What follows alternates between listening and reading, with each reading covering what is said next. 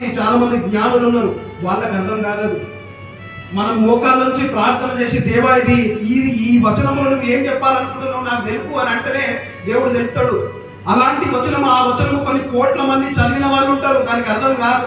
ఒక్కొక్కరికి ఒక్కొక్క విధంగా అర్థమవుతుంది. కానీ దేవుడు ప్రణాళిక, దేవుడు చిత్తము నీలో ఉంటే ఖచ్చితంగా దేవుడు నీకు బయలుపరుస్తాడు. దేవుడు ఎందుకంటున్న మాట, దేవుడు ఏం నీతి నేర్పాలనుకుంటున్నాడు, నీకు ఏం చెప్పాలనుకుంటున్నాడు, ఏం జాగ్రత్త పడు, గర్దించమని చెప్తున్నాడు. ఎవరికి గర్దించాలి?